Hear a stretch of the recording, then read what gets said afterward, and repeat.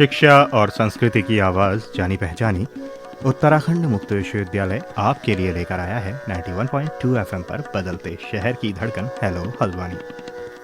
दोस्तों, जैसा कि आप सभी जानते हैं कि सामुदायिक रेडियो हेलो हल्द्वानी, जो कि समुदाय के बीच में कई सारी जानकारियां लेकर आता है, इस रेडियो को उत्तराखंड मुक्त विश्वविद्यालय संचालित करता है। और कई जानकारियां ऐसी होती हैं जो समुदाय के साथ साथ विद्यार्थियों के लिए भी लाभकारी होती हैं। तो आज एक ऐसी ही जानकारी आपके सामने लेकर आ रही हैं ज्योति जोशी।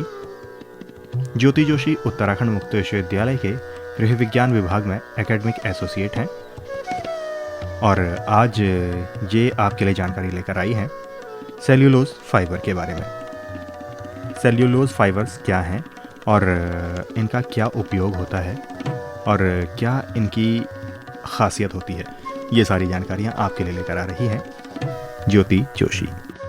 मैं ज्योति जोशी उत्तराखंड मुक्त विश्वविद्यालय के होम साइंस डिपार्टमेंट से आज सेल्यूलोजिक फाइबर्स के बारे में बातचीत करूंगी।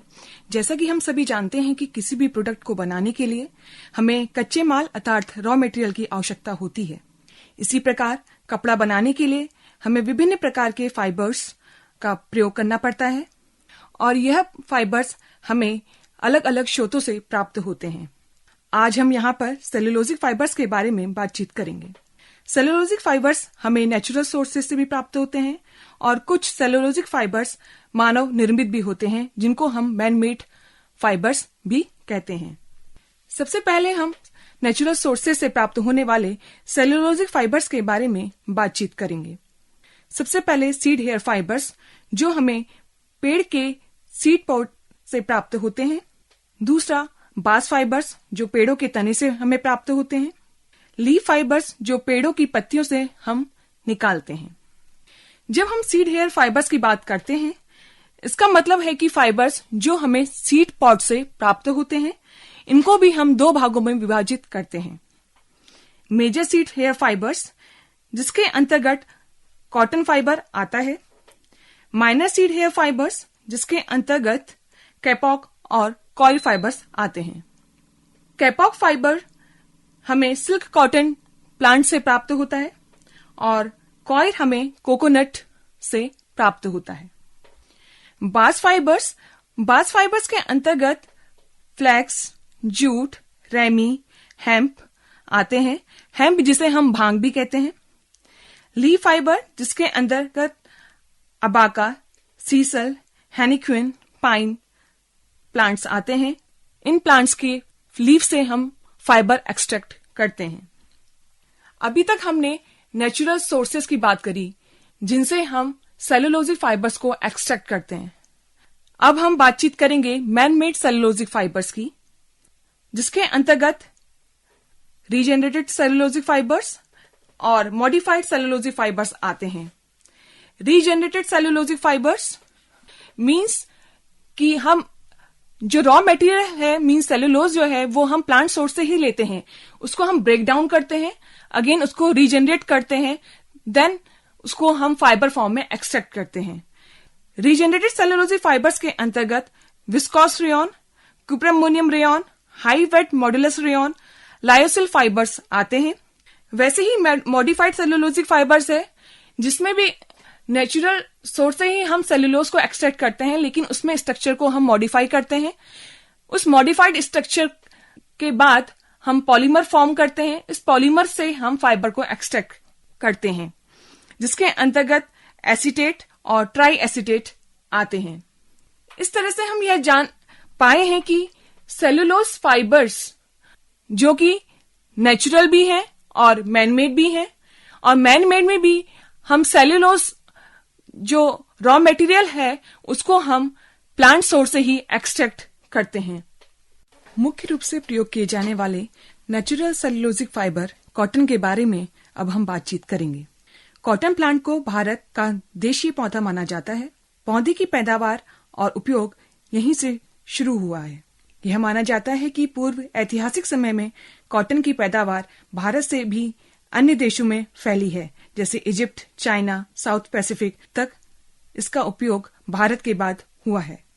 इतिहासकार बताते हैं कि भारत में बना कॉटन का कपड़ा इतना फाइन था कि जिसके कारण लोगों ने इसे फ्लोइंग वाटर और इवनिंग ड्यू जैसे नाम दिए। कॉटन प्लांट मैलो फैमिली का प्लांट है और इसका जीनस गॉसिपियम है। कॉटन प्लांट के बारे में जब हम बात करते हैं तो सीड हेयर फाइबर को हम लिंट कहते हैं और छोटा फाइबर कॉटन का लिंटर के नाम से जाना जाता है। कॉटन फाइबर को उसकी लंबाई के अनुसार वर्गीकृत किया जाता है। शॉर्ट स्टेपल फाइबर्स जिसकी लंबाई 0.375 से 0.75 इंच तक होती है। शॉर्ट फाइबर्स को एशियाटिक स्पीसीज से प्राप्त किया जाता है।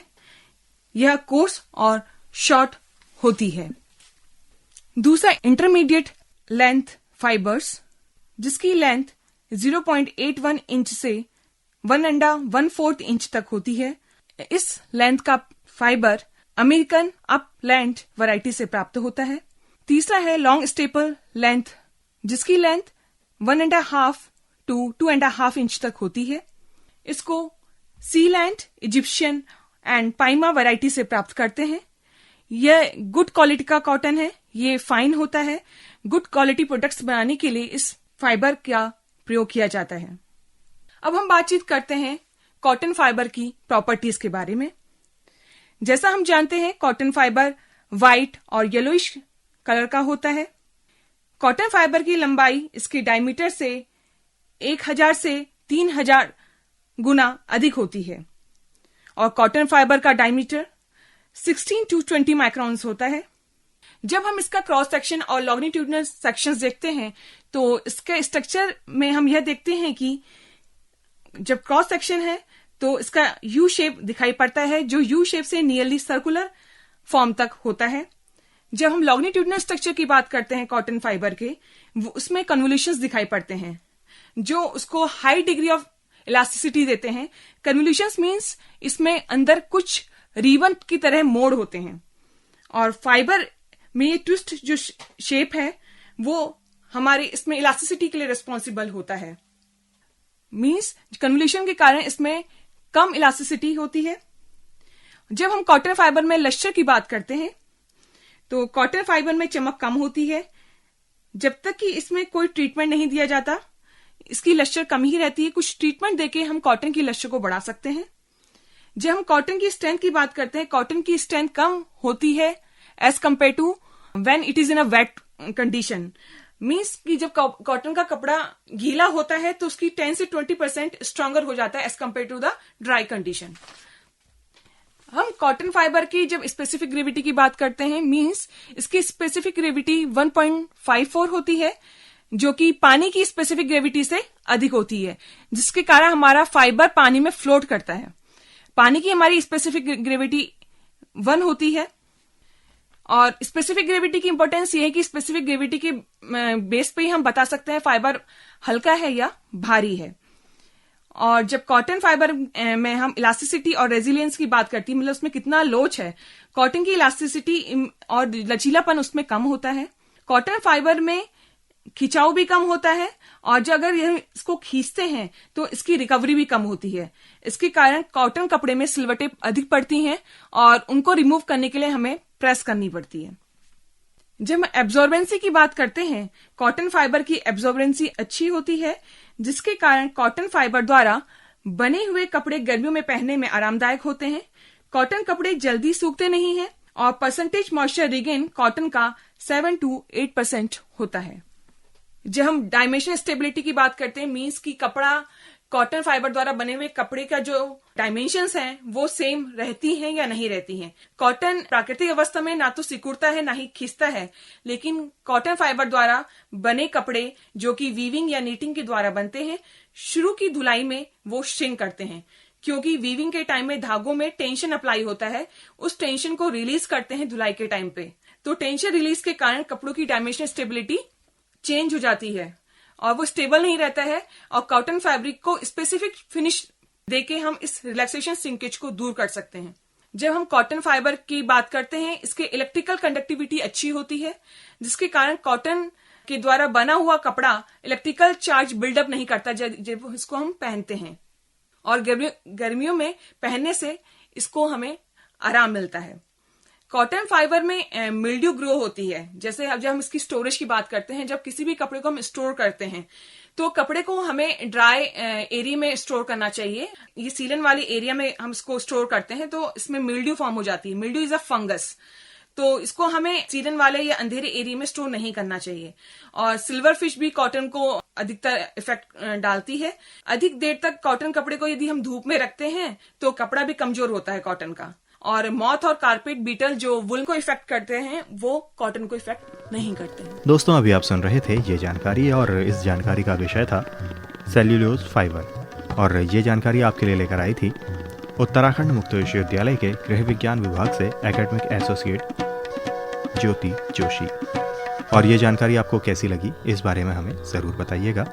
और इसी के साथ ये कार्यक्रम यहीं पर ख़त्म होता है। फिर आपसे मुलाकात होगी, तब तक के लिए दीजिए इजाज़त। नमस्कार, खुदा हाफिज़।